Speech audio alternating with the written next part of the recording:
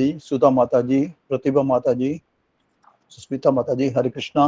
सभी हरे भक्तों को कृष्णा, दंडवत प्रणाम। दंडवत प्रणाम। सभी भक्तों को दंडवत प्रणाम। हरे कृष्णा। जी, आपको मेरा दंडवत प्रणाम। सही भक्तों को दंडवत प्रणाम। हरे कृष्णा।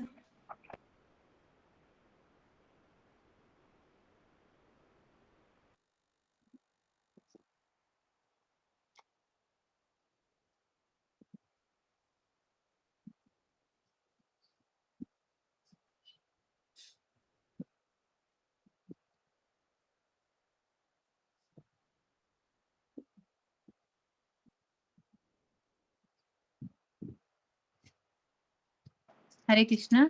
अशोक प्रभु जी। जी माता जी। जी प्रभु जी, गुरु जी का आदेश है कि जो गौर आरती है वो गाएं, वो हम जी गाएं। जी, मैं भी वही देख रहा हूँ, गौर आरती देख रहा हूँ। जी जी, तो अकेले ही गाने को बोले हैं, तो क्या शुरू करूं? आपके आज्ञा हो तो। 9 बज गए। हाँ कीजिए हाँ माता जी। जी, शुरू कीजिए माता जी, धन्यवाद। हरे कृष्णा। गुरु जी के चरण में दंडवत प्रणाम, सब भक्तों को दंडवत प्रणाम। ओम अज्ञानातिमिरान्धस्य ज्ञानञ्जनशलाकया चक्षुरुन्मीलितं येन तस्मै श्रीगुरवे नमः। श्री गौर आरती। जय जय गोरा चांदेर आरती को शोभा जानवी तट बने जगमान लोभा दक्षिणे निताई चांद बामे गदाधर निकटे अद्वैत श्रीनिवास छत्रधर किब जय जय गोरा चांदे आरती को शोभा जानवी तट बने जगमान लोभा बसियाछे गोरा चांद रत्न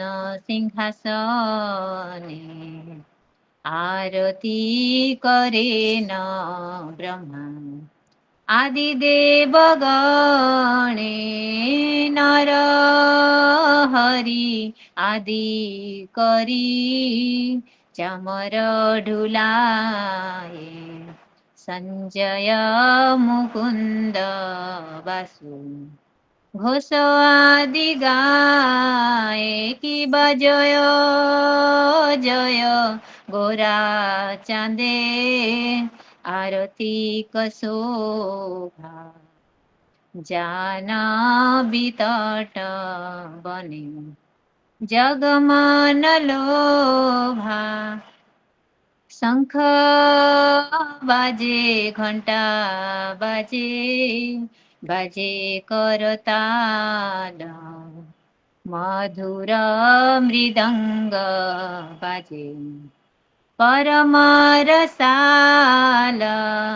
शंख बाजे घंटा बाजे मधुर मधुर मधुर बाजे शंखा बाजे घंटा बाजे मधुर मधुर मधुर बाजे बहु कोटि चंद्र जिनी बदना उज्ज्वला गलदेशे बन मला करे झलमल कि बजय जय गोरा चांदे आरती कसोभा जानवी तट बने जगमान लोभा बहु शिव सुख नारद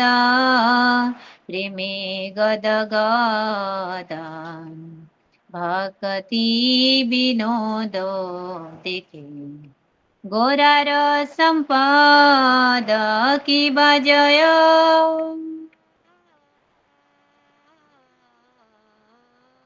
जय गोरा चांदे आरती कसोभा जाना बिताट बने जगमान लोभा गोरा चांदे आर्थिक शोभा जग जन माना लोभा गोरा चांदे आर्थिक शोभा जग जन माना लोभा शिव जय जय गोरा चांदे आरती कसोभा जाना बितट बने जगमान लोभा हरे कृष्णा कृष्णा कृष्ण हरे हरे हरे राम राम राम हरे हरे जय जय प्रभुपाद प्रभुपाद प्रभुपाद जय जय प्रभुपाद जय जय गुरुदेव गुरुदेव गुरुदेव जय जय गुरुदेव निताय गौर हरि बोल हरि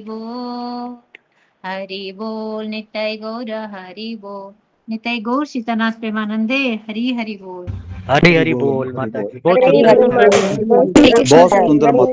बहुत सुंदर। बहुत सुंदर हरे माता जी, बोल, बहुत सुंदर। बहुत सुंदर। हरे हरे कृष्णा सभी भक्त को दंडवत प्रणाम। क्षमा कीजिएगा दोनों प्रणाम। हरे कृष्णा सभी चरणों में दंडवत प्रणाम। माता जी इसका हिंदी अनुवाद पढ़ेंगे? जी प्रभु जी हिंदी में जी, जो अर्थ है इसका, आरती का। जी हरे कृष्णा इसका अनुवाद इस प्रकार है। श्री चैतन्य महाप्रभु की सुंदर आरती की जय हो जय हो। यह गौर आरती गंगा तट पर स्थित एक कुंज में ही रही है तथा संसार के समस्त जीवों को आकर्षित कर रही है। उनके दाहिनी ओर नित्यानंद प्रभु हैं तथा बाईं ओर श्री गदाधर हैं। चैतन्य महाप्रभु के दोनों ओर श्री अद्वैत प्रभु तथा श्रीनिवास प्रभु उनके मस्तक के ऊपर छत्र लिए हुए खड़े हैं। चैतन्य महाप्रभु सोने के सिंहासन पर विराजमान हैं तथा ब्रह्मा जी उनकी आरती कर रहे हैं। अन्य देवतागण भी उपस्थित हैं। चैतन्य महाप्रभु के अन्य पार्षद जैसे नरहरि आदि चंवर डुला रहे हैं तथा मुकुंद एवं बासुघोष जो कुशल गायक हैं कीर्तन करा रहे हैं। शंख करताल तथा मृदंग की मधुर ध्वनि सुनने में अत्यंत प्रिय लग रही है। चैतन्य महाप्रभु का मुखमंडल करोड़ों चंद्रमा की भांति उद्भासित हो चमक रहा है तथा उनकी बंद कुसुमों की माला भी चमक रही है। महादेव श्री सुखदेव गोस्वामी तथा नारद मुनि के कंठ प्रेममय दिव्य आवेग से अवरुद्ध हैं। श्रील भक्ति वेदांत ठाकुर कहते हैं, तनिक चैतन्य महाप्रभु का वैभव तो देखो। हरे कृष्ण। बहुत सुंदर माता जी। हरी बोल माता जी। बहुत सुंदर। हरि बोल हरि बोल, हरि बोल। बोल माता जी।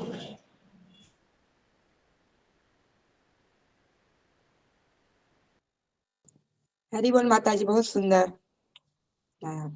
सब गुरु जी और कृष्ण अति की सुंदर, अति और आप सुंदर। सभी भक्तों का आशीर्वाद हो। धन्यवाद।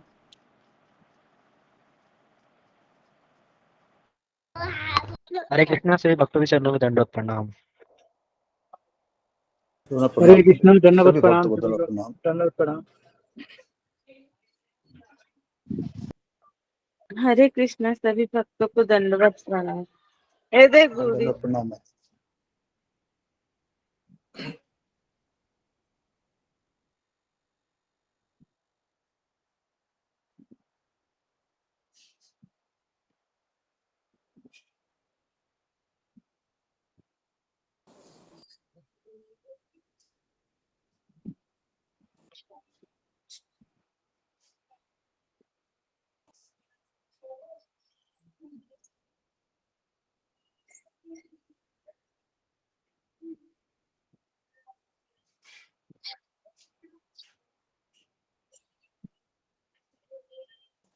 हरे कृष्णा सभी भक्तों को मेरा दंडवत प्रणाम। दंडवत प्रणाम माता जी। हरे कृष्ण। दंडवत प्रणाम माता जी। दंडवत प्रणाम। हरे कृष्णा सभी भक्तों को दंडवत प्रणाम। दंडोत हरे प्रणाम। कृष्णा सभी माता जी, दंडोत प्रणाम माता जी। हरे कृष्णा माता जी दंडवत प्रणाम।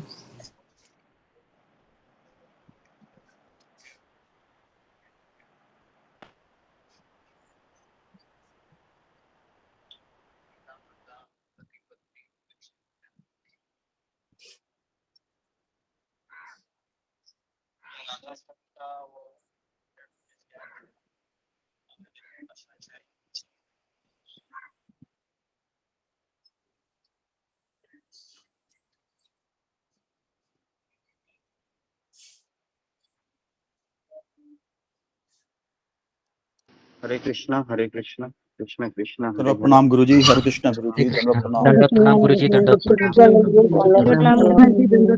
हरे कृष्णा गुरु जी दंडवत प्रणाम। हरे कृष्णा गुरु जी, हरे कृष्णा गुरु हरे जी कृष्णा दंडवत प्रणाम। हरे कृष्ण गुरु जी। हरे कृष्णा गुरु जी दंडवत प्रणाम सभी भक्तों को। गुरु जी दंडोत प्रणाम से गुरु चरण दंडोत प्रणाम। हरे कृष्ण हरे कृष्ण। हरे कृष्ण गुरु जी। हरे कृष्णा गुरु जी दंडवत प्रणाम। हरे कृष्णा हरे कृष्णा हरे कृष्णा हरे कृष्णा। मेरा रहेगा तो आ रहा है। हरे कृष्णा गुरु जी दंडवत प्रणाम सभी भक्तों को दंडवत प्रणाम। ओम ज्ञानतिमिरन्धस्य ज्ञानाञ्जनशलाकया चक्षुरुन्मीलितं येन तस्मै श्रीगुरुवे नमः। श्रीचैतन्यमनोभीष्टं स्थापितं येन भूतले स्वयं रूप तदा मह्यं ददाति स्वपदान्तिकं।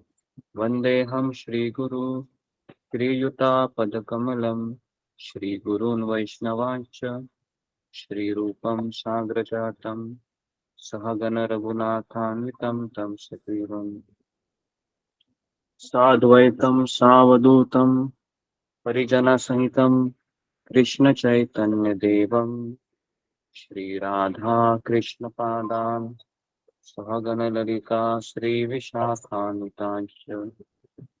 हे कृष्ण करुणा सिंधु दीनबंधु जगत्पते गोपेश गोपिका कांत राधा कांता नमोस्तुते। तप्त कांचन गौरांगी राधे वृंदावनेश्वरी वृषभानुसुते देवी प्रणमामि हरिप्रिये। नमः ओं विष्णुपादाय कृष्णप्रेष्ठाय भूतले श्रीमते भक्ति वेदांत स्वामी इति नामिने। नमस्ते सरस्वती देवे गौरवाणी प्रचारिणे निर्विशेष शून्यवादी पाश्चात्य देशकारिणे। वाञ्छाकल्पतरुभ्यश्च कृपा सिन्धुभ्य एव च पतितानां पावनेभ्यो वैष्णवेभ्यो नमो नमः। जय श्री कृष्ण चैतन्य प्रभु नित्यानंद श्री अद्वैत गदाधर शिवासादि गौर भक्तवृंद। हरे कृष्णा कृष्णा कृष्णा हरे हरे हरे राम राम राम हरे हरे। मुखं करोति वाचालं पंगुं लंघयते गिरिं यत्कृपातमहं वन्दे श्रीगुरुदीनतारिणम्। हरे कृष्णा। सबका स्वागत है सत्र में। हरे कृष्णा गुरु जी दंडवत प्रणाम। कृष्णा गुरु जी दंडवत प्रणाम। हरे कृष्ण कृष्णा गुरु जी दंडवत प्रणाम सभी हरे भक्तों कृष्णा को गुरु जी दंडवत प्रणाम। दंडवत हरे प्रणाम। कृष्ण। गुरु जी दंडोत प्रणाम हरे से गुरु दंडोत प्रणाम। कृष्ण हरे कृष्ण। जी तो मैं आज एक नई किताब को शुरू करने जा रहा हूँ। बहुत सुंदर किताब है ये। कल मैं इसको रात को पढ़ रहा था तो पढ़ते पढ़ते कैसा समय चला गया मुझे पता ही नहीं चला। तो इस किताब को मैं आपको दिखाता हूँ। सब लोग देखिए इस किताब को। तो वो किताब है ये गिरिराज महाराज ने लिखा है बीज का सिंचन। सबको दिखाई दे रहा है? जी गुरु जी। जी जी, तो इस किताब को हम आज शुरू करेंगे, तो और हम श्रील प्रभुपाद जी के कथा में डूब जाएंगे।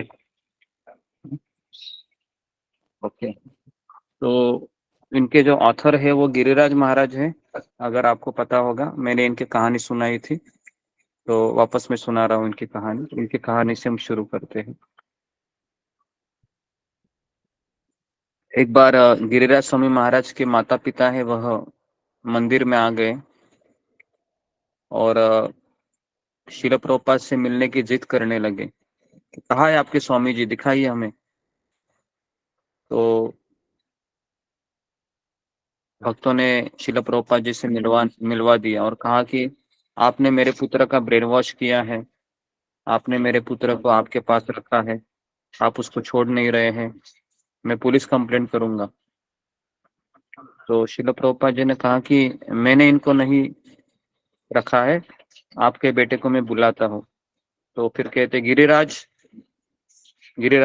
प्रभु को बुलाओ जरा। तो गिरिराज प्रभु आ जाते हैं और फिर कहते हैं कि जी श्रील प्रभुपाद जी, देखिए आपके माता पिता आए आपसे मिलने, आपको ले जाने के लिए आए हैं। तो बहुत डर जाते हैं गिरिराज जी। क्यों डर जाते हैं पता है आपको? क्योंकि उनको पता है कि मेरे माता पिता मुझे लेने के लिए आए हैं। डर गए बेचारे बहुत। और फिर श्रील प्रभुपाद जी उनको कहते हैं कि जी आपके पुत्र को आप ले जाइए। तो गिरिराज प्रभु कहते हैं कि मैं इनके साथ नहीं जाऊंगा, मुझे नहीं जाना है। तो गिरिराज प्रभु के माता पिता समझ गए कि श्रील प्रभुपाद जी ने कुछ तो इसके ऊपर जादू टोना किया है, ऐसा उनको लगा। तो फिर कहा कि स्वामी जी, अपने जेब से उन्होंने वो चेक निकाला, चेक बुक, और उस पे ब्लैंक चेक पे साइन कर दी, है ना, मैंने कहा था 5 टाइम आपको। और कहा कि ये लीजिए स्वामी जी, जितना अमाउंट आपको डालना है ना इसमें डाल दीजिए। क्योंकि वो बड़े लॉयर थे, वो अमेरिका के, उनका इकलौता पुत्र था गिरिराज प्रभु। तो जैसे गिरिराज प्रभु ने देखा कि मेरे पिताजी ब्लैंक चेक दे रहे हैं, तो उनके भी आंखें बड़ी हो गई। लेकिन श्रील प्रभुपाद जी नॉर्मल रहे थे। तो गिरिराज प्रभु ने कहा श्रील प्रभुपाद जी के कानों में कि स्वामी जी, आप चेक को भी रखिए और मुझे भी रखिए। बहुत अच्छा ये आपके सामने, है ना, प्रस्ताव आया है।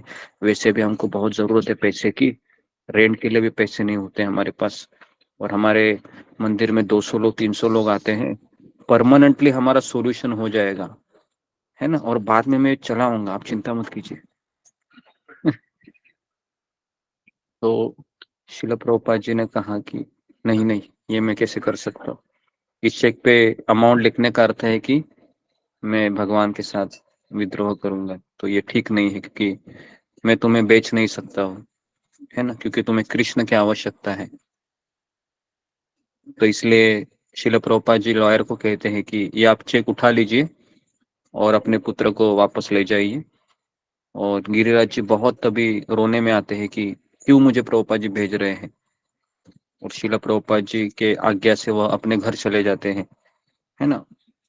तो फिर सबको पता है कि उनके जो लॉयर होते हैं वो बड़े साइकियाट्रिस्ट को लेके आते हैं, साइंट जो मनोचिकित्सक होता है, और 1 घंटा उनको अलग अलग सवाल पूछते हैं, है ना, कि तुम कौन हो करके। तो हमेशा गिरिराज प्रभु भगवत गीता के श्लोक बोलते थे और उनको उत्तर देते थे कि मैं आत्मा हूँ, मैं जीवात्मा हूँ, भगवान का अंश हूँ। तो ये मनोचिकित्सक तो और भी घबरा गया, ये उत्तर तो एकदम अजीब दे रहा है मुझे, इसका नाम बोलने से जगह ये अपना आत्मा है ये सब बोल रहा है। फिर बोलते हैं तुम कहाँ से आए हो? तो गिरिराज प्रभु कहते हैं कि मैं गोलोक वृंदावन से, हम सभी यहाँ पर आए हैं और यहाँ पर दुख भुगत रहे हैं। ये दूसरा उत्तर सुनकर और वो भ्रमित हो गया मनोचिकित्सक। तीसरा सवाल पूछा कि तुम कहाँ जाना चाहते हो? तो फिर वापस वही उत्तर देते हैं कि हम इस कष्टमय जगत से हमें अपने स्वयं घर भगवत धाम जाना है, जो गोलोक वृंदावन है। वहां पर कोई कष्ट नहीं है, कोई चिंता नहीं है।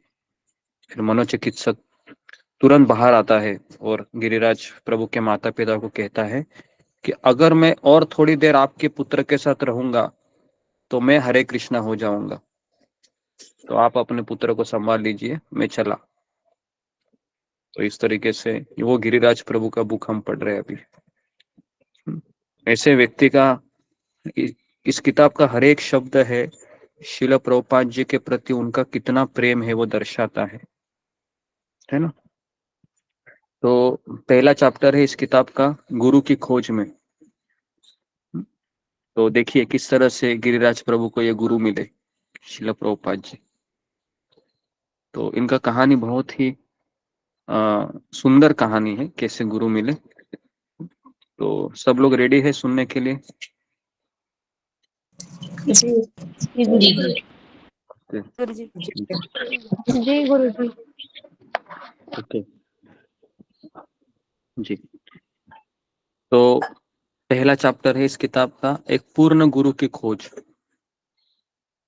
गिरिराज प्रभु कह रहे हैं कि मैं कॉलेज में था और कॉलेज के वर्षों के दौरान मैं सोचने लगा कि मुझे पूर्णता प्राप्त करना है, तो मैंने आध्यात्मिक किताबें पढ़ना शुरू किया। और आध्यात्मिक किताब पढ़ते पढ़ते मैंने अनुभव किया कि मुझे गुरु की आवश्यकता है, एक ऐसे व्यक्ति जो मुझे जागरूक चेतना के स्तर पर ला सके। तो जब भी कहीं मैं किसी गुरु के विषय में सुनता, भले ही 1000 मील दूर भी मैं उनसे मिलने जाता। तो एक गुरु से मैं मिला जो जैन था। तो मुझे लगा कि ये बहुत प्रामाणिक गुरु है, तो मैंने उनकी लिखी एक किताब को भी पढ़ा और न्यूयॉर्क में अपने आश्रम में उन्हें 3 दिवसीय सत्र आयोजित किया। तो गिरिराज प्रभु कह रहे कि मैं वहां पर चला गया और वहां पर मैंने पाया कि उनके विद्यार्थी अधिक प्रसन्न नहीं थे, किंतु मैंने सोचा कि वो तो विद्यार्थी है ना, मुझे तो गुरु से मिलना है। तो सत्र के दौरान एकदम सीधा बैठकर दीवार पर देखना होता है और किसी वस्तु पर ध्यान केंद्रित करना था।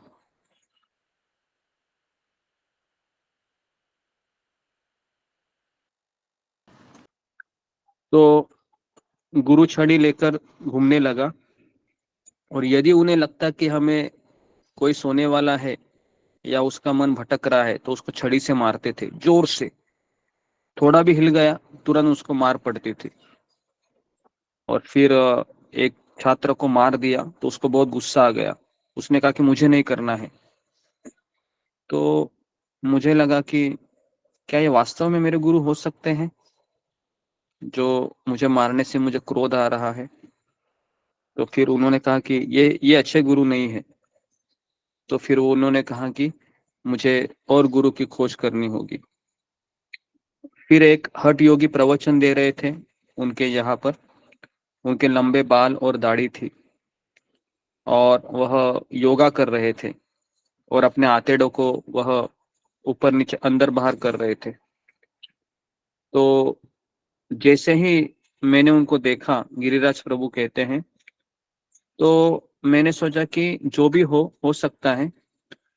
तो प्रवचन के पश्चात मैंने उस स्वामी से मिलने का प्रयत्न किया, किंतु वो हवाई अड्डे को जाने को तैयार थे।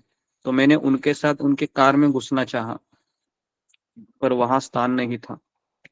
फिर मैंने पीछे की कार में घुस गया मैं, ताकि मैं उनसे मिल सकूं। फिर मैंने सोचा कि हवाई अड्डे पर पहुंचने पर मैंने उन स्वामी को देखा। तो भारतीय थे वो और अपने शिष्यों को वह उपदेश दे रहे थे। और लेकिन अंदर से मुझे ऐसा लगा कि यह मेरे पूर्ण गुरु नहीं है, मुझे और ढूंढते रहना होगा। तो इस तरीके से बहुत निराश हो रहे थे। एक बार उनको पता चला कि एक गुरु आ रहे हैं एक जगह पर, लेकिन वो जगह 700 किलोमीटर लंबा था, 700 किलोमीटर। तो उन्होंने सोचा कि मैं कार से चला जाऊंगा, क्योंकि मुझे गुरु चाहिए ही चाहिए।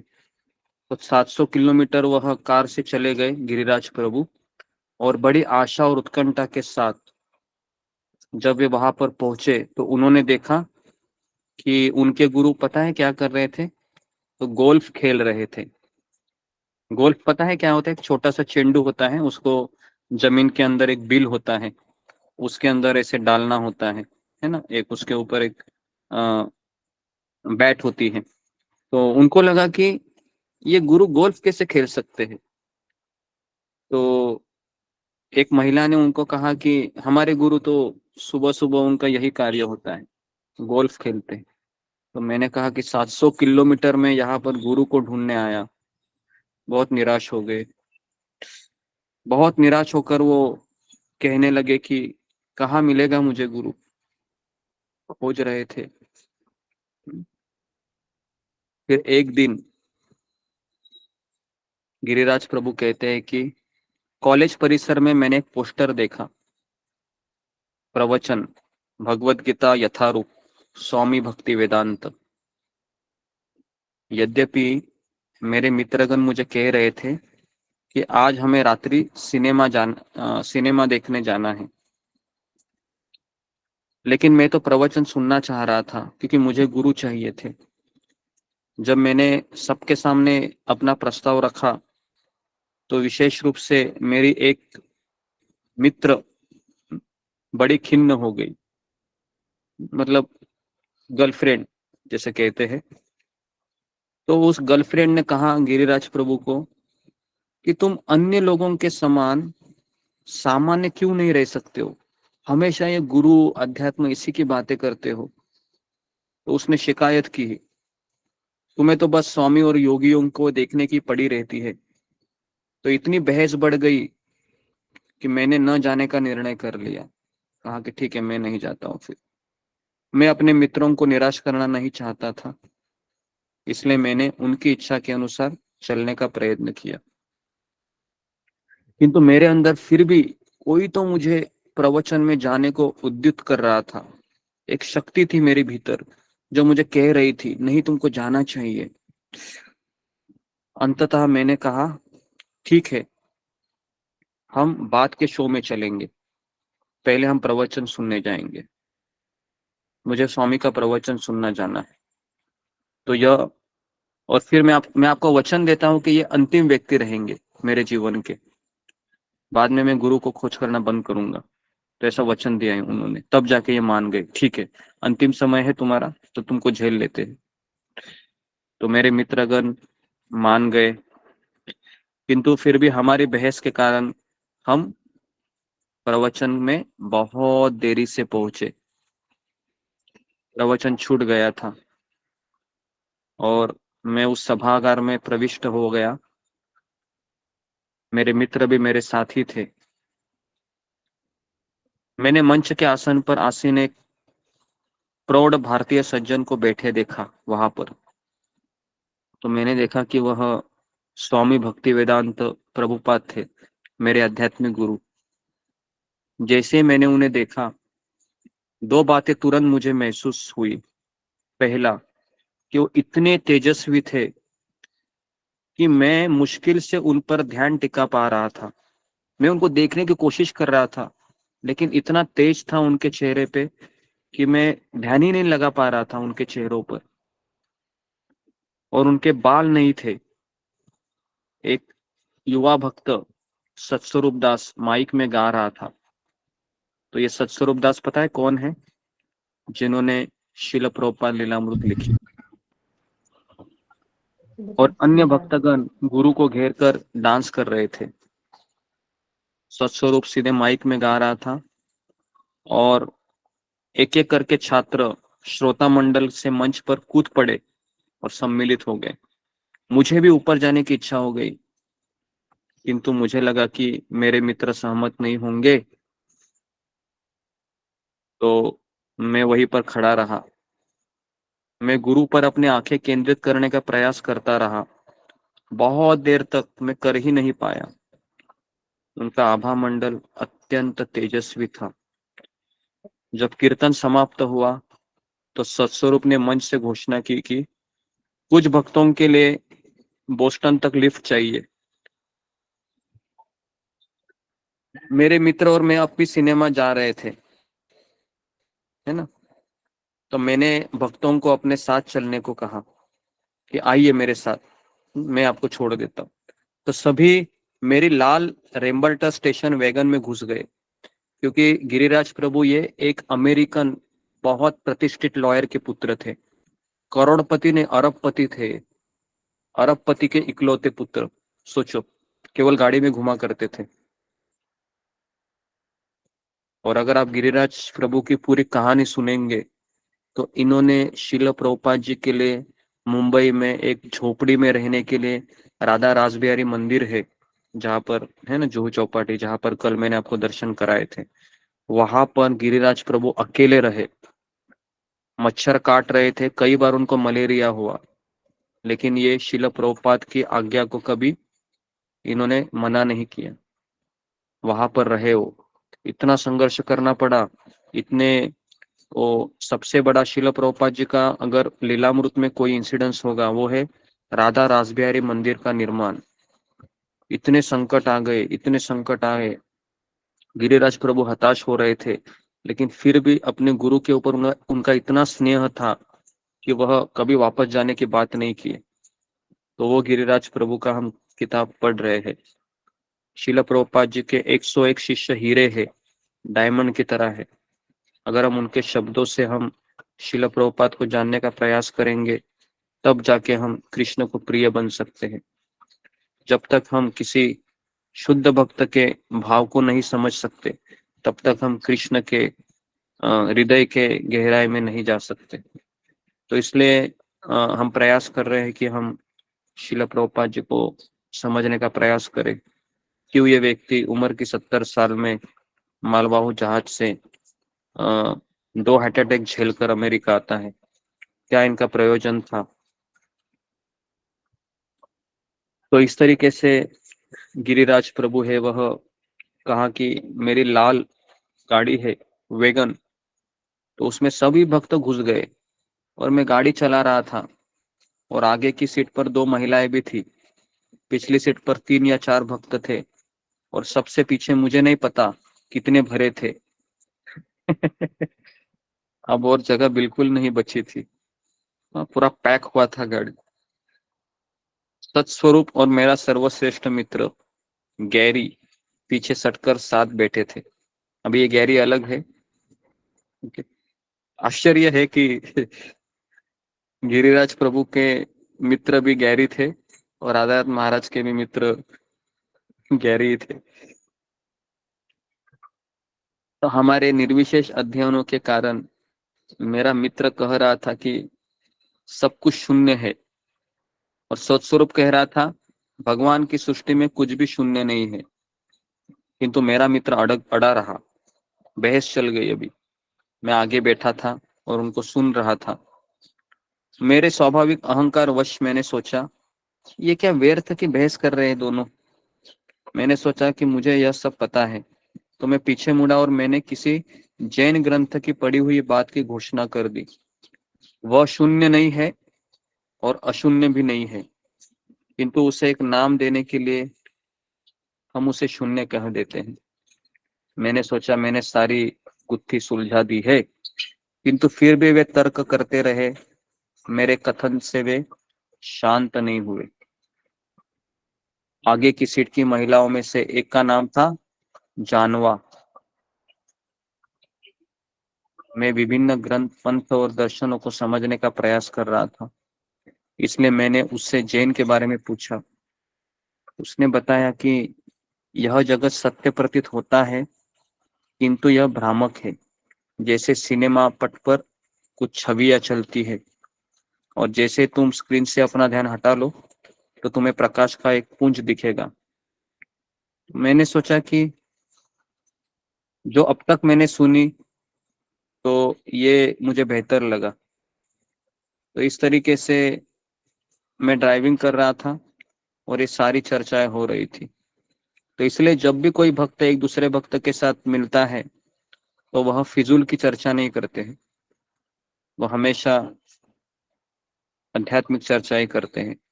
तो समझने का ये मेरा सबसे बड़ा फ्रेंड है। अगर आप किसी भक्त के साथ मिलते हैं और ये चर्चा होती है कि बाजार में टमाटर के क्या भाव चल रहे हैं, बाजार में आलू के भाव क्या चल रहे हैं, तो समझने का वो आपका आध्यात्मिक मित्र नहीं है। वो भले ही आप कोई भक्त हो सकता है, लेकिन वो आपका आध्यात्मिक मित्र नहीं है। आप उनके साथ मत बात कीजिए। आपका मित्र ऐसा होना चाहिए कि सवाल ये पूछ सकते कि कृष्ण के लिए आज क्या बना रही हो,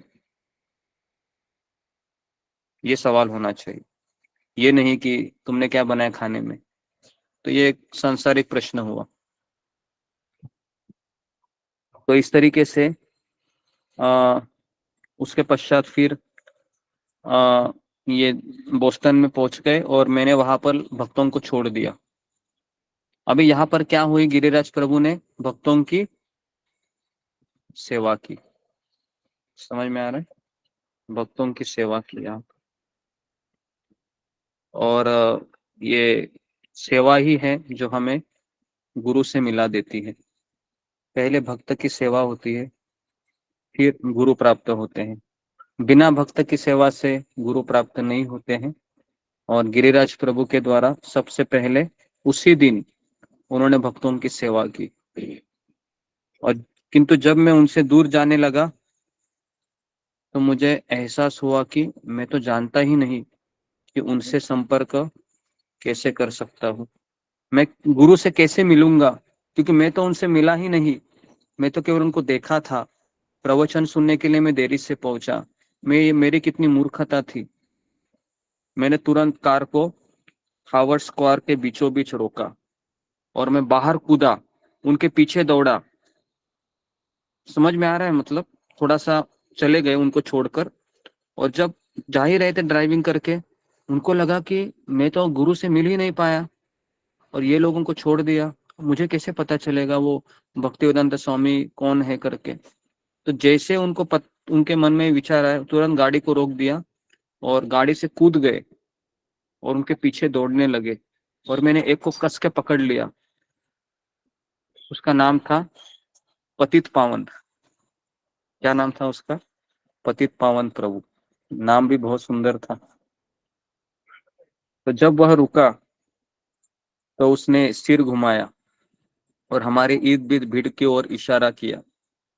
वह बोला, तुम इन लोगों को देख रहे हो? वे सब नींद में चलने वाले हैं। वे नहीं जानते कि वे की ओर कहाँ जा रहे हैं, बस चले जा रहे हैं। मैं और अधिक सुनना चाहता हूँ आप लोगों से। अचानक मुझे अपने चारों ओर हॉर्न बजने का आभास हुआ। तो मैंने देखा कि मैं बीचों बीच खड़ा हूँ, रास्ते के बीच, सारे सिग्नल के बीचों बीच खड़ा था मैं। और इसलिए ट्रैफिक जाम हो गया था, क्योंकि मैंने अपनी कार भी बीच में ही छोड़ दी थी। हॉर्न की आवाज तेजी होती गई। मैंने शीघ्रता से कहा, मैं स्वामी से मिलना चाहता हूँ, मुझे जल्दी से पता दे दो। उसने कहा, कल शाम 7 बजे आना। मैं बड़ी मुश्किल से प्रतीक्षा कर रहा था, मैं सो ही नहीं पा रहा था। अगली शाम में वहां पहुंचा तो छोटा सा स्टोर फ्रंट मंदिर के नवयुवकों से भरा था।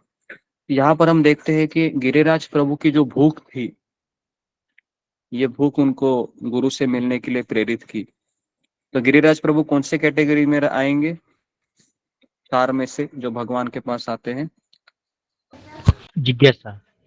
जिज्ञासु विद्यार्थी जिज्ञासु जिज्ञासु जिज्ञासा थी उनको कि कौन है गुरु, मुझे गुरु चाहिए। तो ऐसा व्यक्ति कभी जाता नहीं क्योंकि वह धन के लिए नहीं आया था। वो धन, उनके पास पैसे की कमी थी, क्या अरबपति थे। हमारा प्रॉब्लम पता है क्या है मिडिल क्लास का, कि कभी कभी पैसे आ जाते हैं तो हम सोचते हैं कि बाप रे, कृष्ण की बहुत कृपा हो गई मेरे ऊपर, चलो अभी थोड़ा सा है ना, ये भी हमको मजा कर लेते हैं अभी। लेकिन गिरिराज प्रभु इकलौते पुत्र थे और एक मल्टी बिलियनियर के लॉयर के पुत्र थे। सब पास सबके सब साथ सब चीज उनके पास था। तो वो वहां पर चले गए और एक तरफ की एक आसान पर शिला प्रभुपाद जी आसीन थे। वापस उन्होंने प्रभुपाद जी को देखा, दूसरी बार देखा। दीवारों पर असामान्य उत्कृष्ट चित्र देखे, हवा में अगरबत्ती की सुगंध महक रही थी। जब उन्होंने बोलना प्रारंभ किया तो मुझे उनकी बात समझने में कठिनाई हुई। उनके बोलने में बंगाली भाषा का पुट था। मैंने उन्हें यह अवश्य बोलते हुए सुना कि कई सहस्त्र मनुष्यों में से कोई एक सिद्धि प्राप्त करना चाहता है, वह मैं हूँ। मैंने तुरंत सोचा वह कौन है? गिरिराज प्रभु ने कहा वह मैं हूँ। क्योंकि मैं यहाँ पर आया हूँ आपसे मिलने के लिए, हजारों में से एक। वे मेरे बारे में ही कह रहे थे, है ना।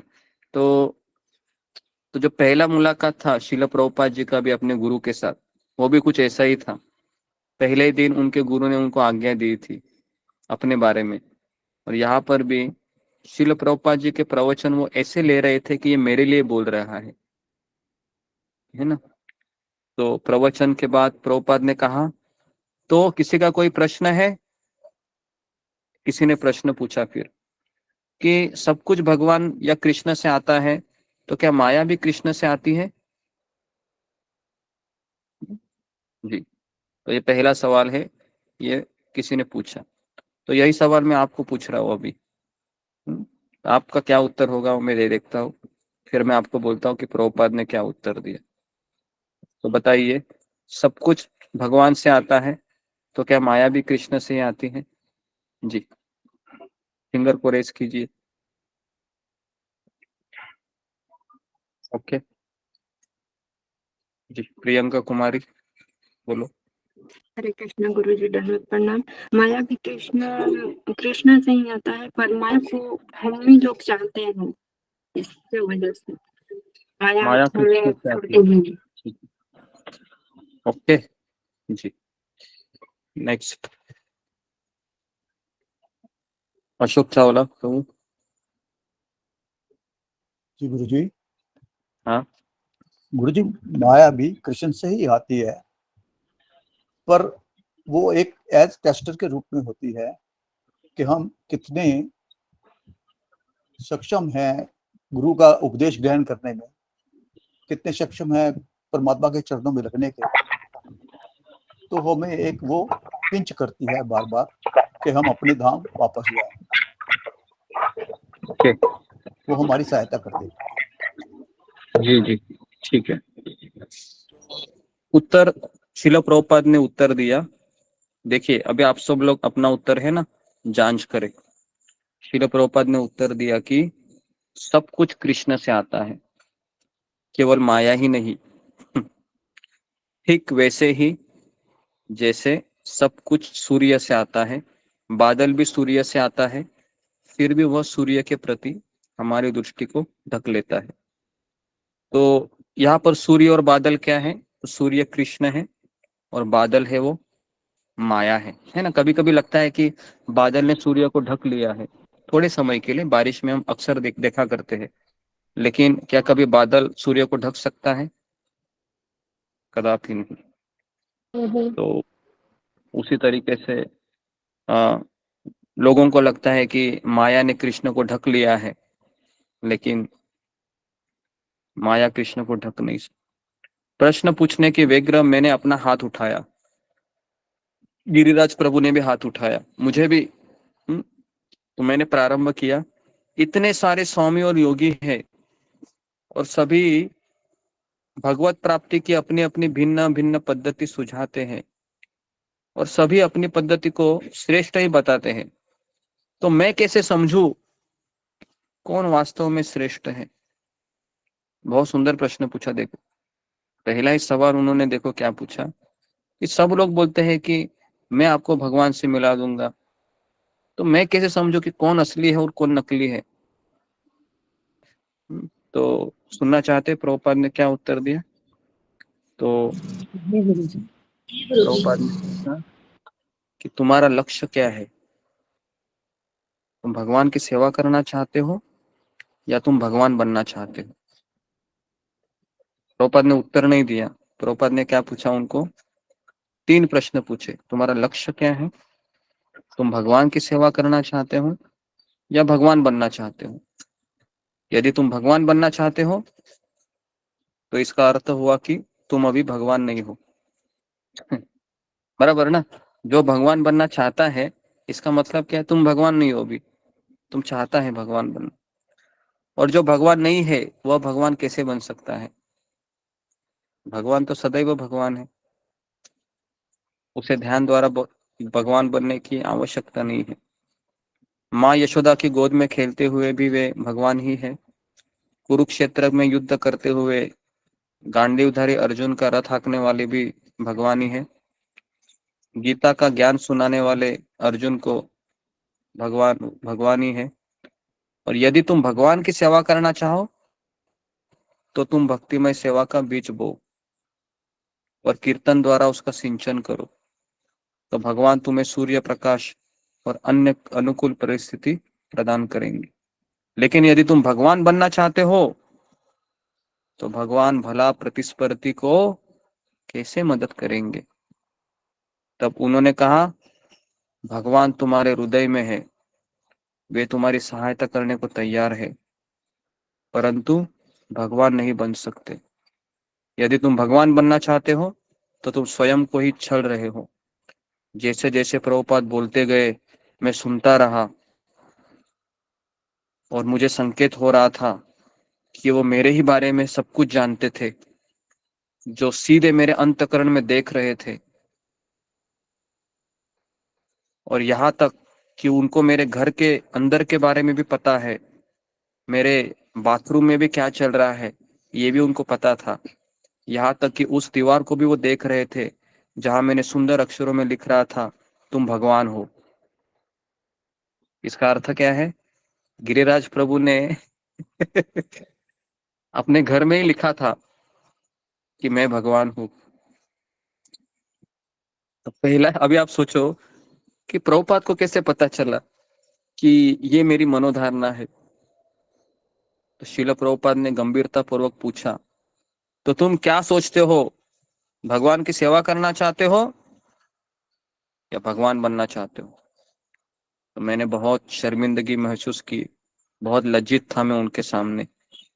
भगवान बनने की मेरी घृणित चाह का पर्दाफाश हो गया था। मैं उसे स्वीकारना नहीं चाहता था। मैंने कहा, स्वामी जी, मैं भगवान की सेवा करना चाहता हूँ, किंतु मैं समझ गया कि मैं श्रील प्रभुपाद को मूर्ख नहीं बना सकता। उन्हें सब कुछ पता था, मैं उन्हें धोखा नहीं दे सकता था। एक क्षण में ही मैंने स्वीकार किया, मैं भगवान की सेवा करना चाहता हूँ, किंतु मैं मानता हूँ कि मैं भगवान बनना चाहता था।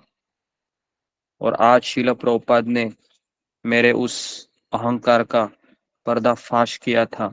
मेरी खोज पूर्ण हो गई थी। मैंने प्रणाम किया और मुझे मेरे गुरु मिल गए थे, है ना? तो इस तरीके से उन्होंने गुरु को स्वीकार किया। बहुत सुंदर ये दृष्टांत है कैसे उनको अपने गुरु मिले। तो जैसे उनको अपने गुरु मिले, उनकी खोज पूर्ण हुई। सोचो, कोई व्यक्ति खोज रहा है, अभी हम तो खोजे नहीं है। आप में से कितने लोग हैं वो खोज रहे थे? फिंगर को रेज कीजिए, गुरु की तलाश में थे। मैं भी तो देखूं कि हमारे ग्रुप में ऐसे कितने लोग हैं जो गुरु की खोज में थे। ओके,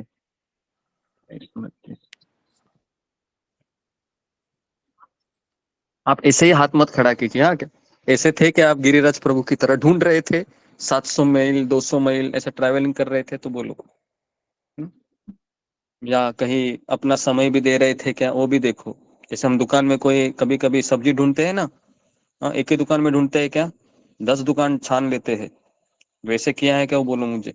ऐसे फिंगर को रेज मत कीजिए कि हाँ बस मैं अभी बोला तो हाँ मैं भी गिरिराज प्रभु की तरह था लगता है, ऐसा नहीं। हाँ, कितने लोग हैं इससे? ओके, देखता हूँ अभी मैं। जी, जो गुरु की खोज में थे, 6 महीना 1 साल ढूंढ रहे थे। ढूंढने का अर्थ है कि आप फिर कोई दूसरी जगह पर भी जाके आए होंगे, है ना? जी, तो कम से कम ऐसे 20 लोग हैं, है ना? अभी अभी थोड़ा सा कम हो गया जब मैंने उसको एलेबरेट किया। गुरु की खोज मतलब आप खोज रहे थे क्या? जैसे हम कोई कभी कभी मोबाइल खोजते हैं, कई दुकानों में घूमते हैं हम, है ना? हम स्वयं घूमे हैं तो, है ना?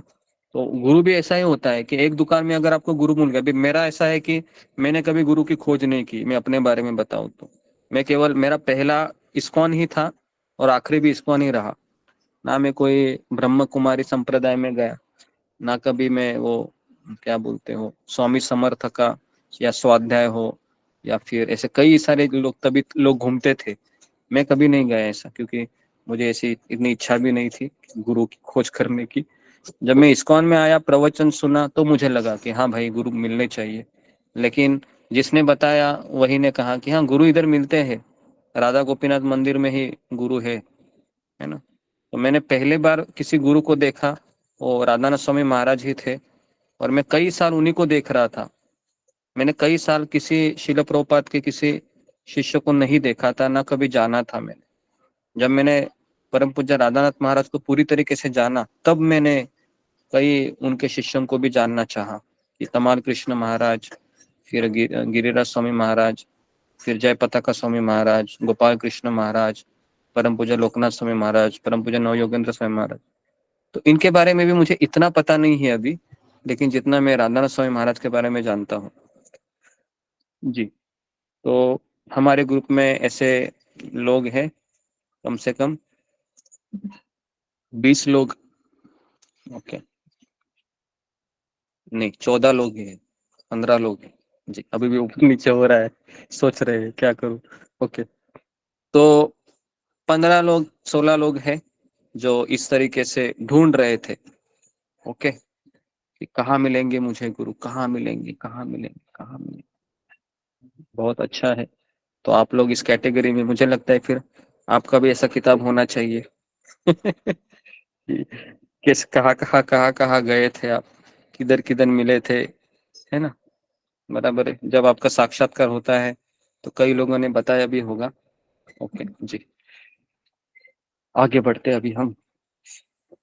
तो जी, तो इस तरीके से कि अगर किसी को खोज पूर्ण होती नहीं है ना, पता है उसको कितना आनंद आता है? बहुत आनंद आता है उसको, जब कोई उसको वो चीज मिल जाती है जिसको वो खोज रहा था या खोज रहा थी, तो उसको बहुत आनंद मिलता है। वो बोलता है कि फाइनली कृष्ण ने मेरी सुन ली।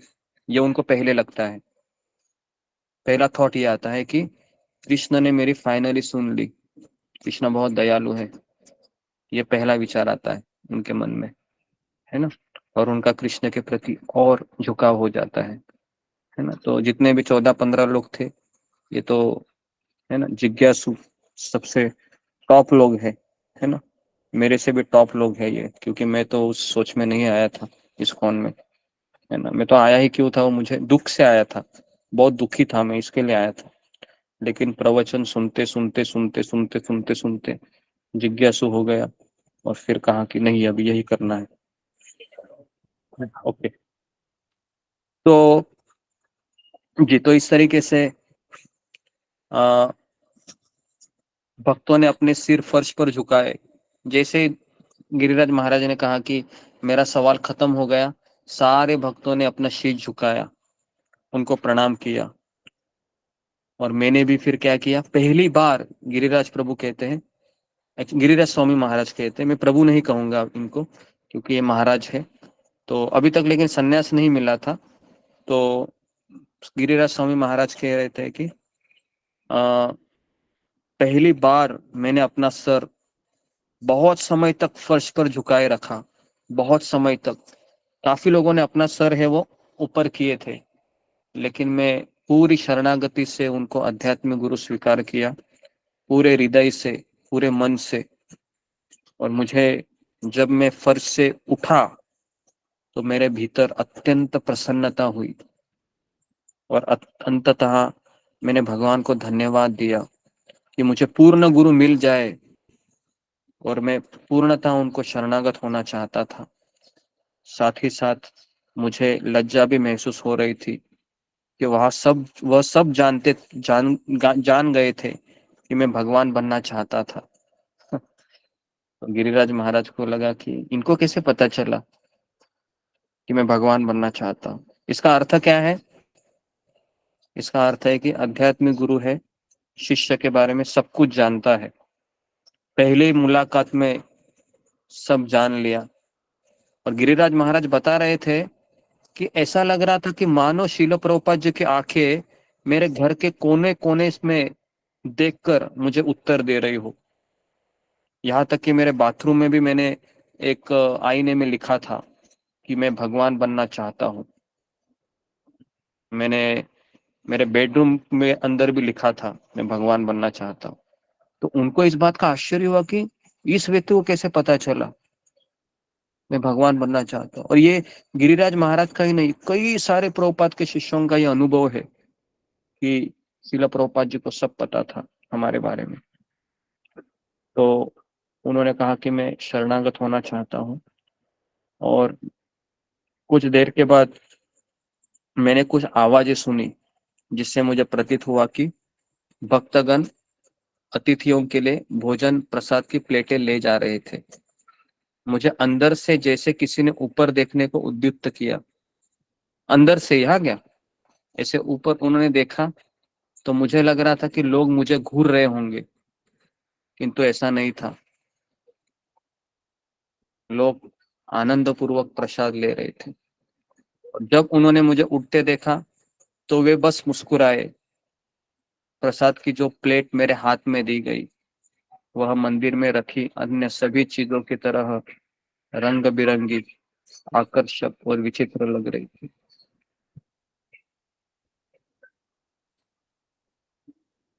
मेरे हाथ में प्रसाद की प्लेट थी और मैं ऐसे विशेष प्रसाद की आशा भी नहीं कर सकता था। कहाँ से शुरू करूं?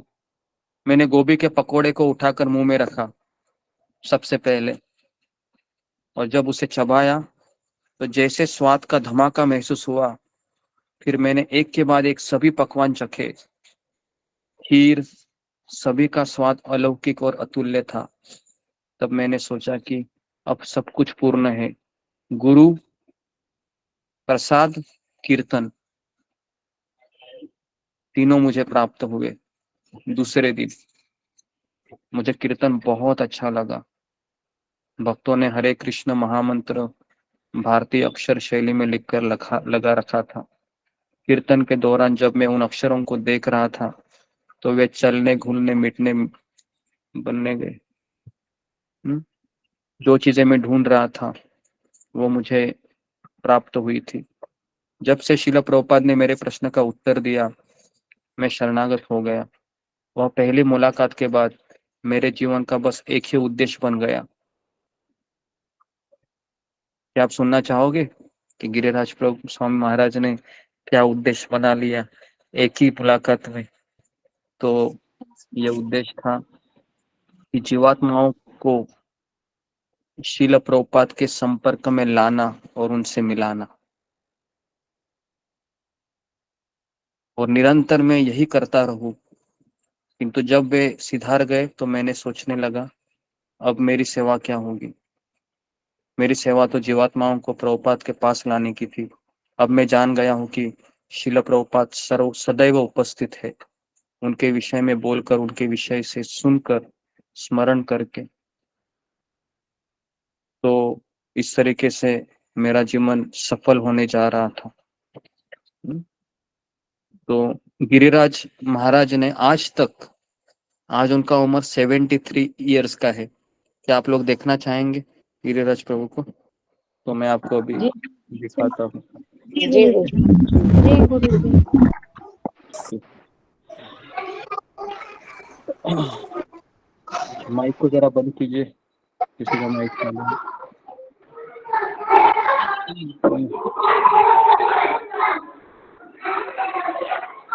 नीलू माता जी आपका माइक ऑन है।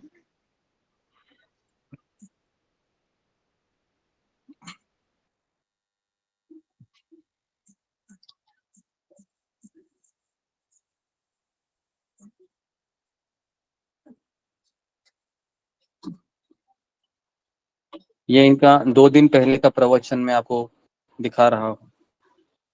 ये देखिए,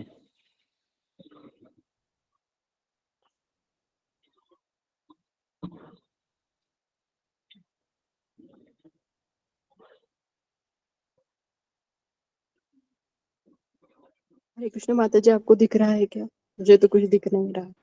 सबको जी दिख रहा माता है? जी दिख रहा है। दिख रहा है। जी प्रभु जी दिख रहा है। जी गुरु जी दिखाई दे रहा है। जूम कर लीजिए।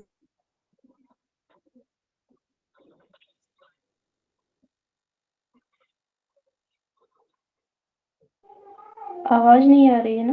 नहीं, आवाज मत कीजिए, केवल देखिए।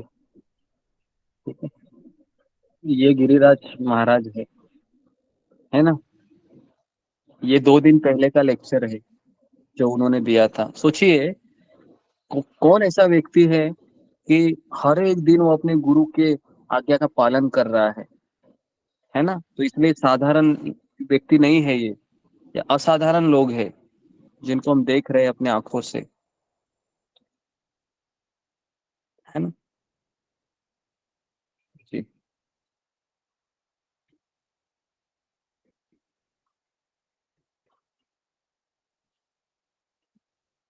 ओके।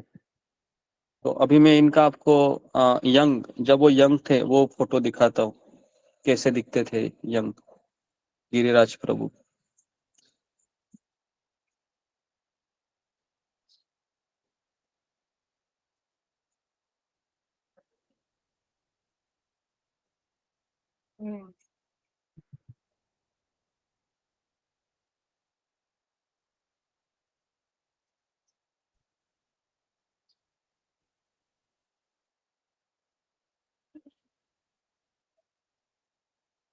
जी, यहाँ पर आपको दिख रहा है बगल में जो खड़े हैं ना, जी गुरु ये है गिरिराज प्रभु। ये देखिए कितने सुंदर है दिखने को, देख रहे हो आप। जी गुरु जी। सोचो, तो इतने पढ़े लिखे भी थे वो, लेकिन जैसे प्रभुपाद को देखा पूरा अपना जीवन समर्पित किया।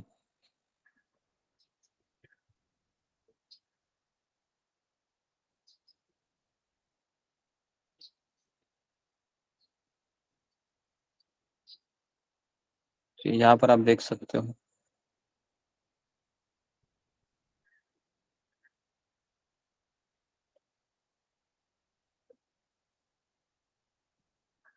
यहाँ पर देखो, तमाल कृष्ण महाराज और गिरिराज महाराज बैठे हैं। ये तमाल कृष्ण स्वामी महाराज है, मैंने जो इनका आपको कथा बताया था, राइट हैंड ऑफ शिला प्रभुपाद।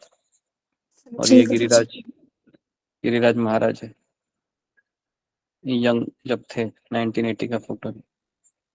ये देखिए, ये सत्स्वरूप दास गोस्वामी महाराज है जिन्होंने लीलामृत लिखी। ये अभी का फोटो है उनका। और ये गिरिराज महाराज है, देखिए।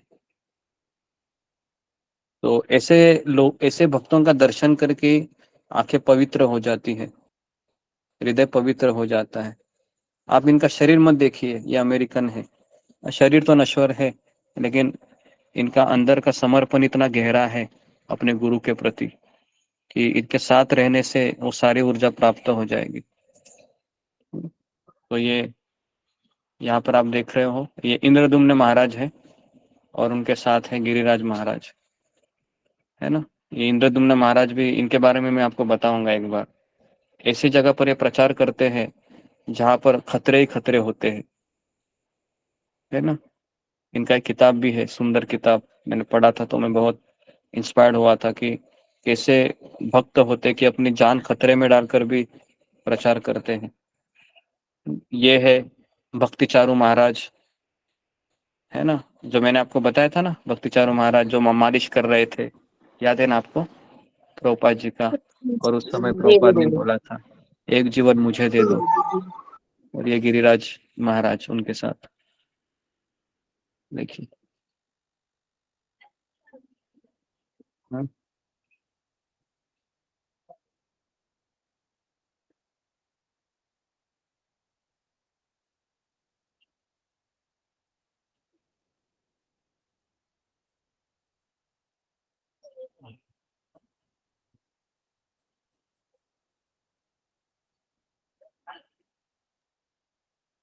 ये राधानाथ स्वामी महाराज के बहुत अच्छे मित्र, ये उनका दीक्षा देते समय गिरिराज महाराज।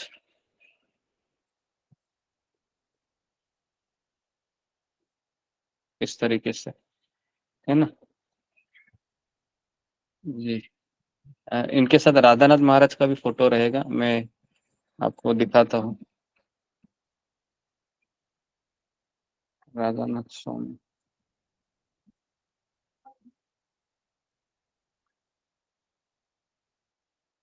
जी, यहाँ पर आप देख रहे हो, दिख रहा है सबको? यहाँ पर देखो राधानाथ महाराज है और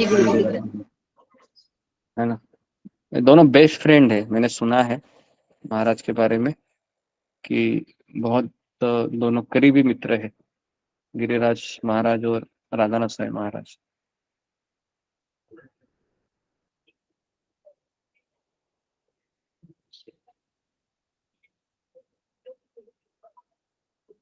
राधा गोपीनाथ मंदिर में गिरिराज महाराज और राधानाथ महाराज। यहाँ पर आप देख सकते हो कि पहले राधानाथ महाराज है, फिर गिरिराज महाराज है, फिर बेबी गोविंद स्वामी महाराज है, फिर ये निरंजन स्वामी महाराज है ना।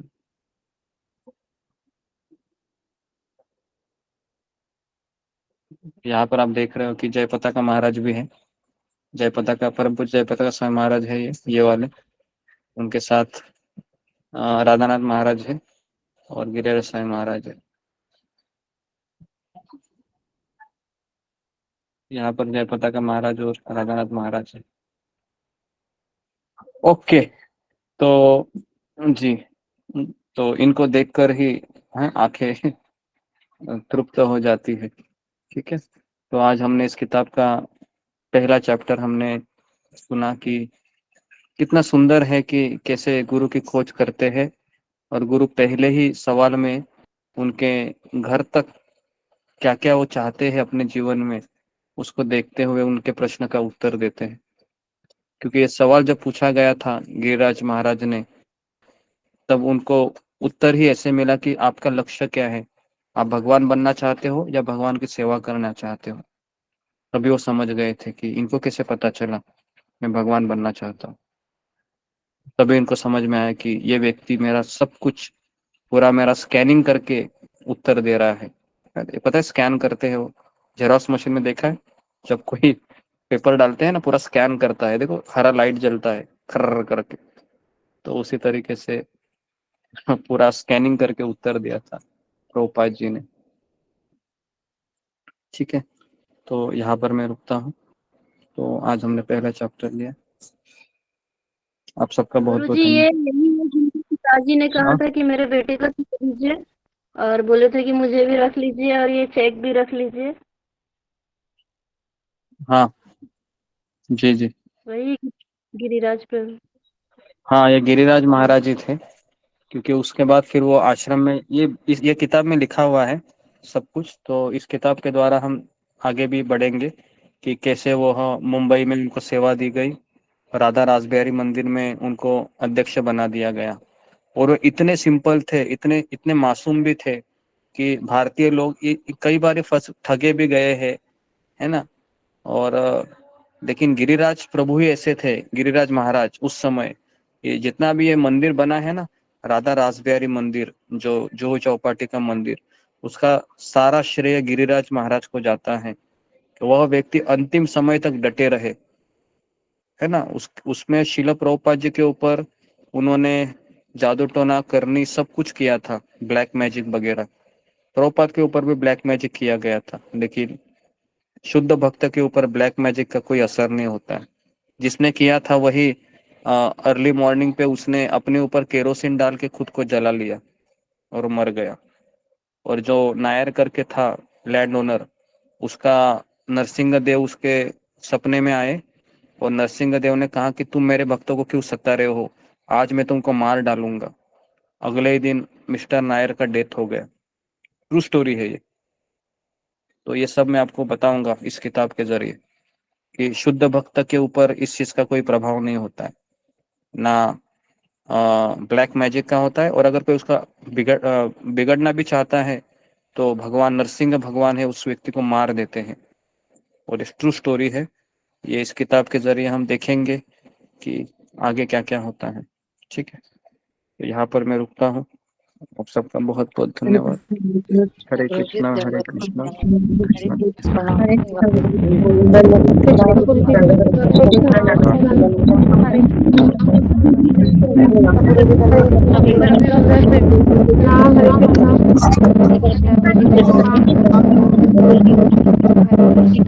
कृष्णा दंडवत प्रणाम गुरु जी। हरे कृष्णा।